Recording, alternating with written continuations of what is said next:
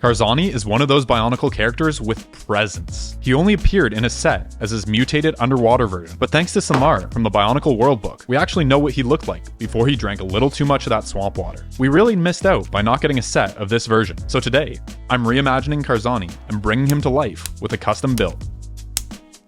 Let's begin by building his torso. For his chest armor, we should use these extremely reflective bullrock heads. We'll need to build up some structure to get them positioned correctly. These Technic beams seem to be perfect for that job. To attach the bullrock part, let's add this connector and some pins. Then clip in his pec. To attach the beams in with the angle that we want, we can use some sockets which I'll alternate with bushings. A mirrored version of this can allow for the two sides to mesh together. An axle and a pin can allow for these to be added to the existing Technic structure. While we're at it, we should come up with a shoulder joint for our patchwork tyrant.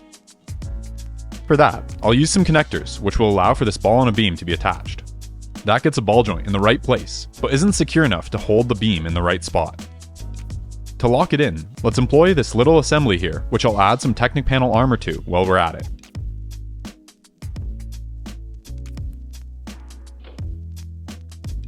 Let's swing that assembly into place, and then lock it together with a pin axle.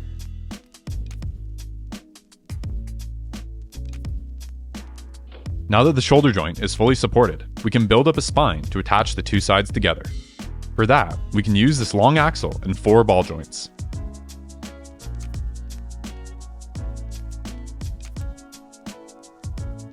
Then we can snap each side of the chest together.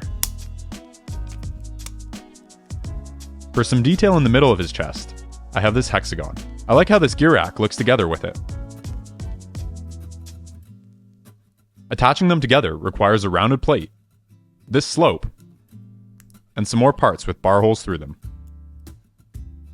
That'll let the hexagon slot into place, and then a cheese slope can extend the shape down. For some connecting structure, I'll add in a Technic brick, which can lock in place with a rounded plate and a bar. Then we can connect a Technic cam and an axle, which will hold the connector in place.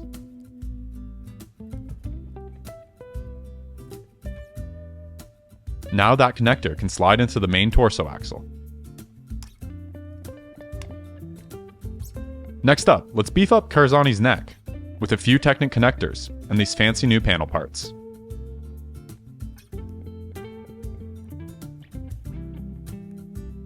That can slide into place, and then I'll add the neck connection point. Up next, let's build some traps. We can start with these angled lift arms. There, I'll join an axle and a pair of connectors, which with the help of a pin axle can hold another small panel part. The next thing I want to add is this hexagon. There, we can use a robot arm and a rod. With that done, let's add those assemblies in.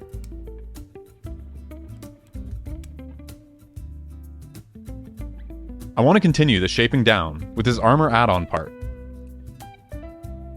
We can attach it using a little assembly. The key bit here being the skelly arms and the pneumatic fittings, which allow for the fur part to be positioned in just the right spot. I want to go with an asymmetric design for Karzahni, with some of that pit mutation starting to take hold of him. To start that on his chest, we can add another bullrock visor, but this time a marbled green and clear one. To attach it, some minor surgery is required, so that a longer pin can go in here. And then this beam allows for the visor to clip in. To continue the torso armor, let's use a Technic panel part. To attach it in, I'll use a connector and a stopper axle, which we can adorn with this small slope part. Some handy dandy macaroni can round out the top of the panel.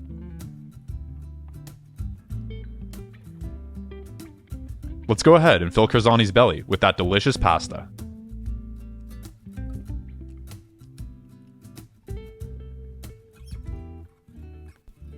Next, I think we can use these Hero Factory feet to add some mass to the torso.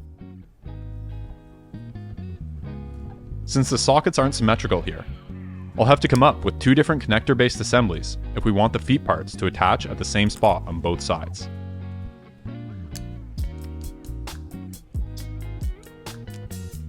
This blue panel is just what we need for his back armor. I'll connect two together with some pins.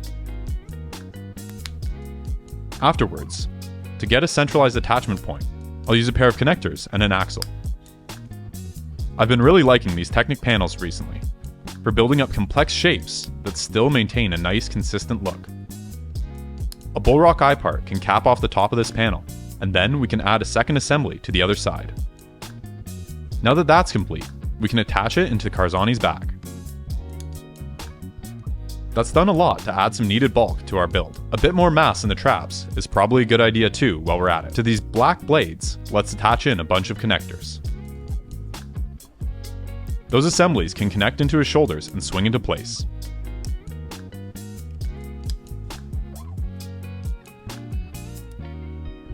For his belt, I think it'd be fun to include a Nuparu mask. A pretty good way of attaching these masks is to use a Toa Nuva shoulder armor.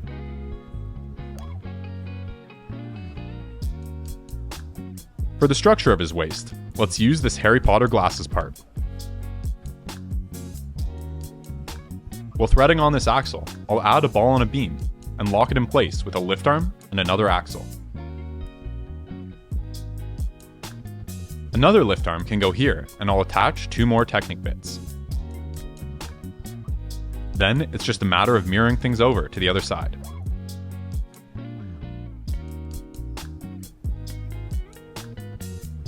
Afterwards, we can clip this spiky mask into place. Two shells will frame that part in nicely. For the actual hip joint, I'll double up some ball joints on this stopper axle. A socket part is the perfect connector to attach two hip joints together and allow for it to connect into this funky Technic beam. One more connector on the front here can allow for this subassembly to attach into the rest of the waist. I want to go for an armored kilt design, and to accomplish that, let's add some robot hands and arms to this hexagon. Then we can attach them in to the Harry Potter glasses.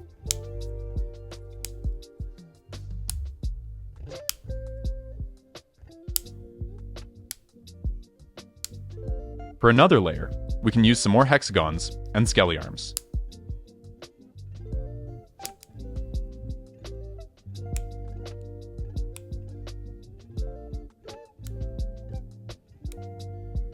To even further armor this up, we can attach in some large shells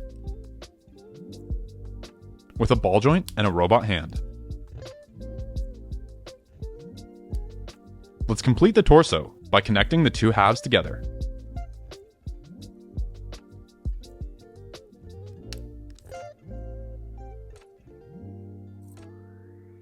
Karzahni's mask from the Bionicle art book was unfortunately never made. Lucky for us, bringing that to life is where Bamboo Lab, the sponsor of today's video, and their amazing A1 printer comes in. And this printer can do so much more than printing masks. I can't imagine my part storage without it at this point. It's completely improved how I build. I've been struggling for years to find some sort of storage bin to complement my existing storage solution with these Sterilite drawers. For instance, parts like these shells, I just have all in one bin together, which is great for me to be able to see a lot of parts all at once, but awful for finding less common parts, or assessing if I need to stock up on a given part. There haven't been any off-the-shelf options that both fit my existing bins and allow for modularity. So, with the help of Bamboo, I made some myself. The A1 has done all the heavy lifting on this project, and truly delivers quality prints at an affordable price point. With these custom bins, I have a storage solution that perfectly fits into my Sterilite drawers. And it's modular, so I can pull out a bin of parts if I need them, and then I can mix and match depending on my current build. I can even further subdivide the drawers as needed, and because the bins are custom, they're designed to maximize the space available, so there's more room for parts.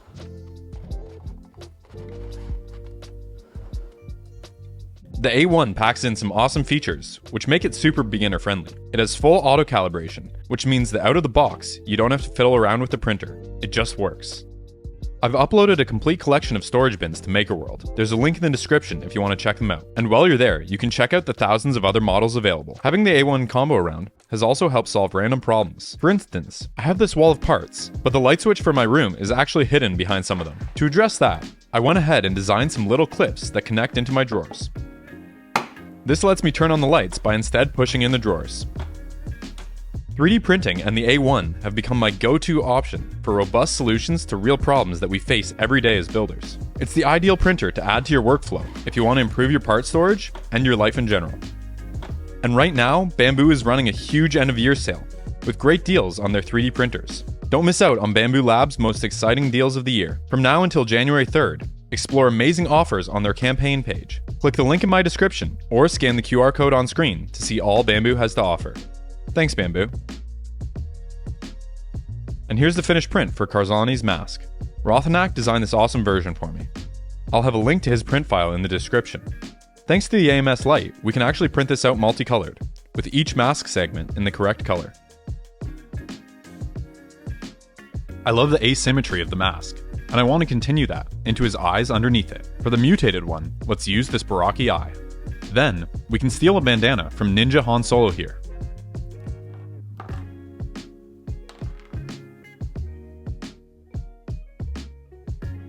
And another from Lloyd.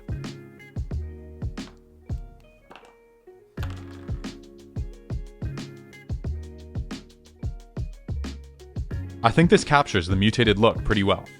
For the normal eye, let's use a too long bar and a hollow stud. Some clips can connect the eyes together, and we can take a look at them in the mask. To actually attach the mask in, I'll add a snot brick and a pair of plates.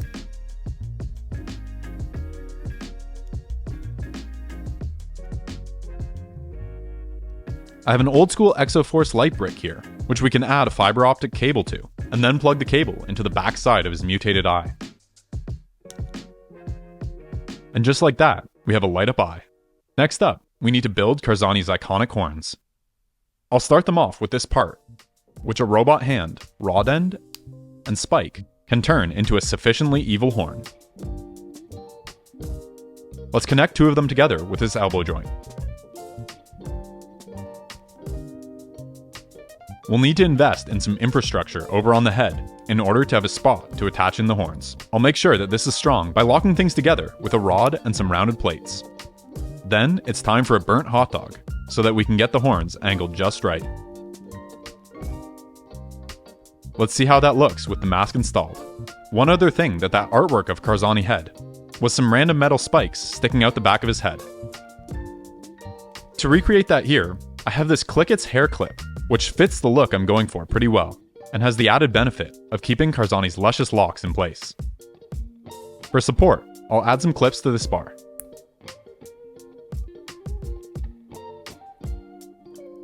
The Clicket's connections on the hair clips here luckily have the same dimensions as a stud, so we can easily attach these into the clips.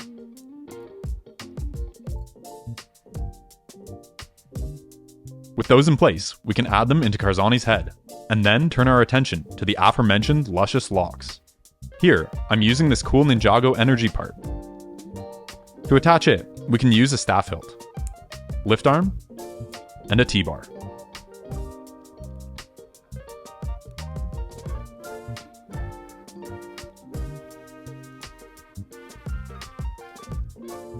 Next up, we need a neck joint.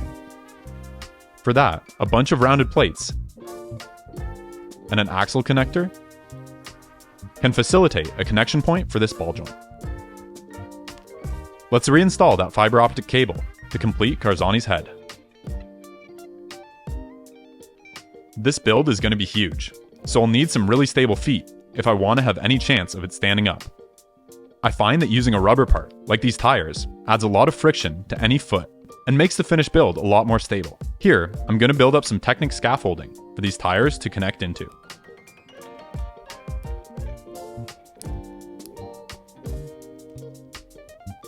To start on the ankle joint, I'll use a stopper axle and then add two ball joints. We can add one more pair of tires for even more stability. A rod and some more lift arms can sandwich things together nicely. This should make for a pretty sturdy connection.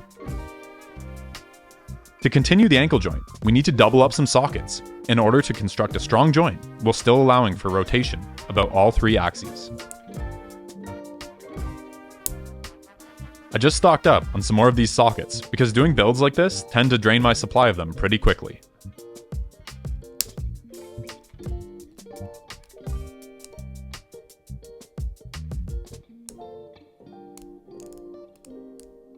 Next up, we can thread 2 ball joints onto this stopper axle.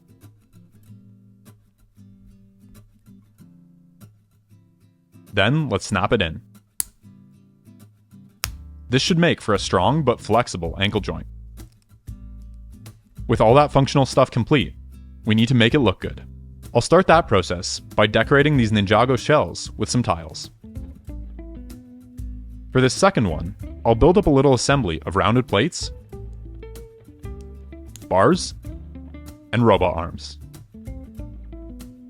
A pneumatic T can allow for it to connect into the shell.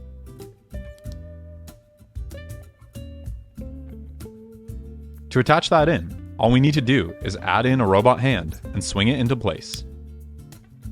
For the sides of the boot, I have these Bionicle launcher parts.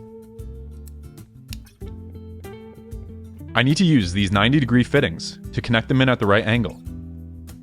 Connecting that requires a lift arm and an axle part. I've pulled off the upper ankle joint so that we can armor it up. The first thing we'll do is attach a rod, which I'll use to snap in some droid arms and another bar. Then, a decorative flag can clip in. Let's do the same for the other side. Next, let's use this black armor part. I'll add in a pin connector to the underside of it. This can allow for a pair of them to connect into the boot. For some more spiky details, this Hero Factory part looks up to the task. A clip and an inkwell will allow for it to attach to the side of our boot. And with that fully detailed, we can snap that back into the rest of the design to complete a spiky goth boot. For the lower legs, let's start off with this Pyroka shin part. These shin parts can be a little tricky to work with, but in this case, we can build up a structure so that there's enough connection points for us to bulk up the underlying part.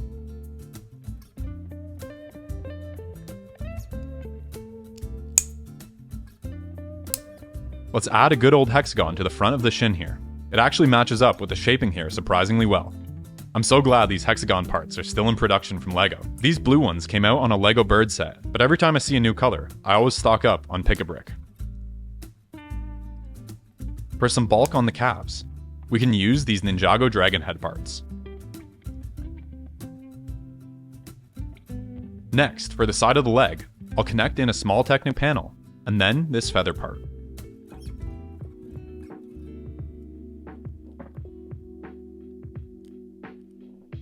Let's cap it off with another hexagon, before mirroring it over to the other side. Then, to finish off the calves, I'll add some clips to this dragon head, and snap in this cool slope part. For the knee connection, I'll triple up these sockets. And for the kneecap, this T-bar can clip in a motorcycle. With that done, we can attach in the boot to complete the lower legs. I'm going to construct some really beefy knees by tripling up some ball joints with cams and stopper axles.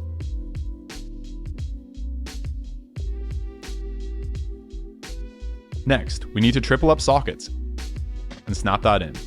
To attach in some structure, let's use this connector and some pins. Then, an L-beam can give us a bunch of connection points. For the hip joint, let's add in a connector, and then lock in this socket with the stopper axle. I'll slide a socket onto the other side too. Next, I'll double up some more sockets, and then add some ball joints on opposite corners, which will allow for the hip to be rotated outwards slightly when I connect it into the upper leg. With these upper legs, I want to show some more of that partial mutation look we started on the chest. So let's make one upper leg blue, and the other a mutated green. We'll start with the regular blue leg. I want to connect in this slope for his thigh. Let's attach a pin, connector, and axle for the structure. Then, on the slope, I'll attach in a plate, and then a rounded brick. That can clip in, and then we can continue the shape down with this flag part. To attach it in the correct spot, I'll use a bar, robot arm, another bar, and a lift arm. That can connect into the axle we added earlier.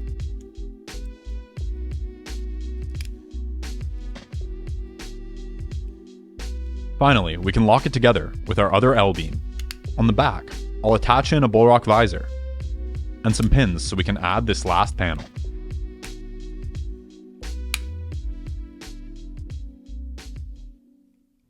With that completed, we can connect together the unmutated leg and start on the mutated version.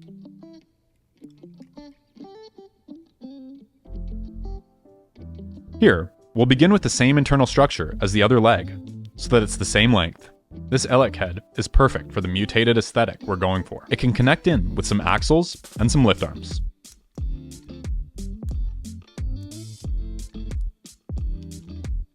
Let's continue things with another Elec head here. I'll use this gusseted beam to attach in a bunch of pins. Let's use a pair of connectors and axles. After connecting it in, the axles will allow for the Elec head to slot in.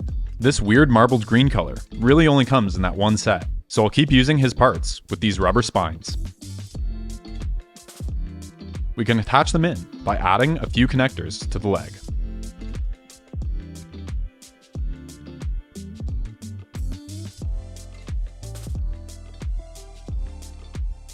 A green bullrock visor will match the blue one we used on the other side. We can round out the upper leg by adding in some shells and another Elec head. I think it'd only be right to continue the mutation down into Karzahni's lower leg. Starting with this Baraki head kneecap, followed by adding in a spine.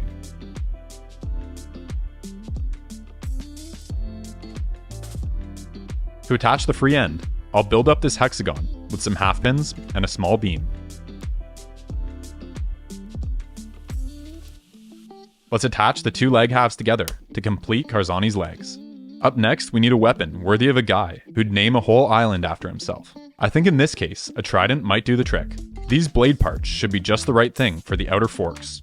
For the middle fork, this sword is perfect. I'll attach an axle connector, and then an axle and a pair of cams can give us a spot to attach in a bunch of ratchet joints. With these joints installed, we can attach in the outer blades. 2 more spikes here can cap off the fork part, and we can build up the staff with some more of these long axle connectors. It's a perfect opportunity to hide away some of those nasty red axles. For the end of the trident, let's finish things off with this weapon part.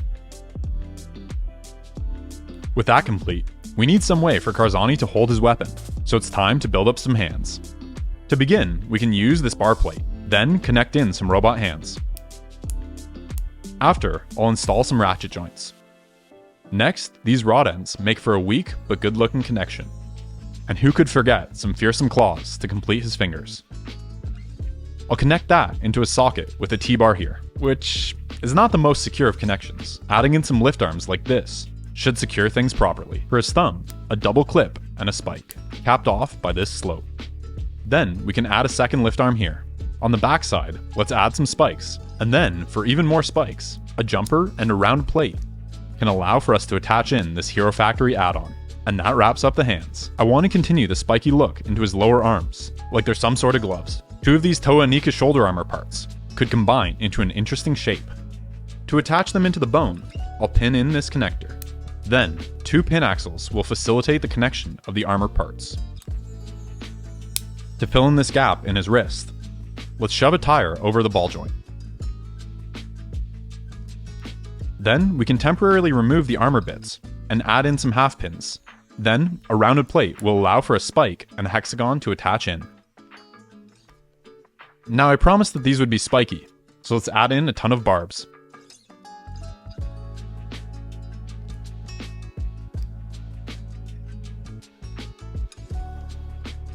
Now that it's properly spiky, let's continue it with an elbow spike. Let's use a slope with a bar plate and a boat stud.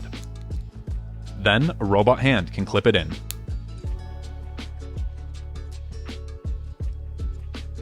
Let's attach his hand to round out this assembly.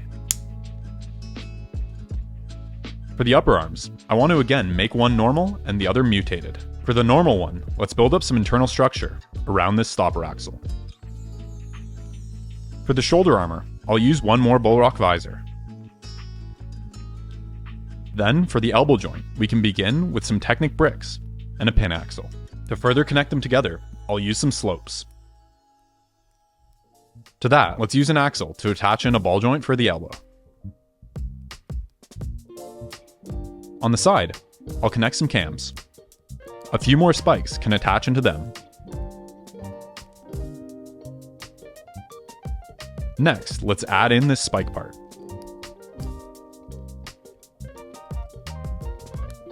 After, I want to use this Technic panel for the shoulder. Let's spice it up with some half pins and slopes.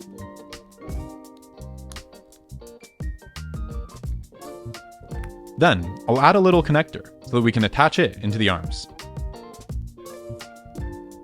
For his bicep, I have this Nakama head. These Hordika heads are honestly really great for arm and leg armor. Here, I'll use a half pin, then attach another half pin to this connector.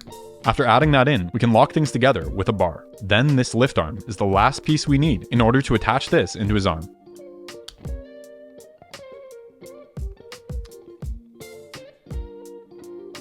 Turning our attention now to the back of his arms, let's use another of these Anika armor parts, which I'll finish off with a slope. Finally, we can add a robot hand, then clip in a dragon head.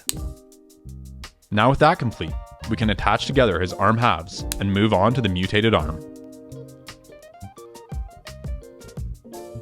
I'll copy over this section from the other arm, but let's use another Elec head for the bicep. I'll attach it in with some Technic connectors and pins.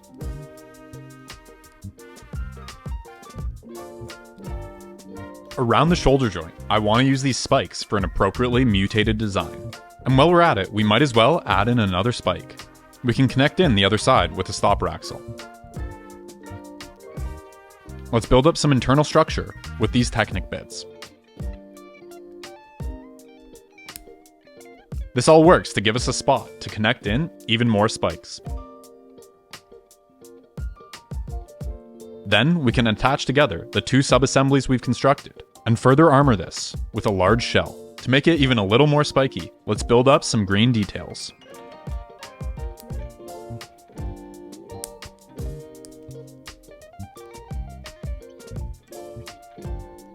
Let's connect those into place.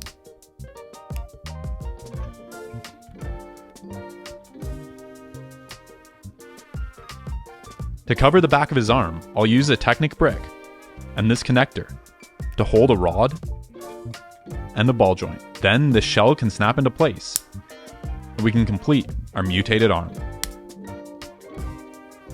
Now it's time to begin on the final assembly, starting by attaching Karzahni's head and connecting in his light brick.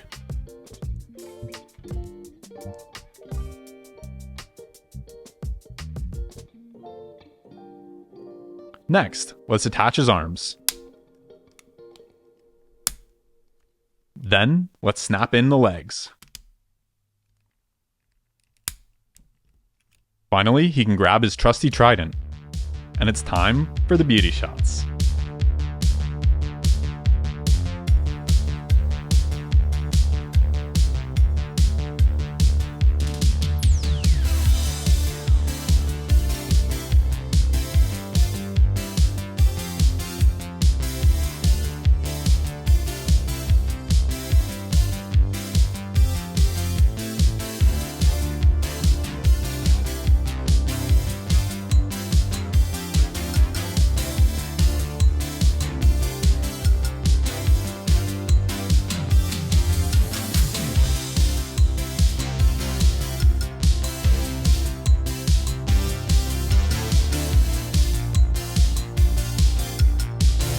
Thanks to all the amazing people supporting me over on Patreon. And special shout out to my newest patron, Bryce Harn. You are the building blocks that make this channel possible.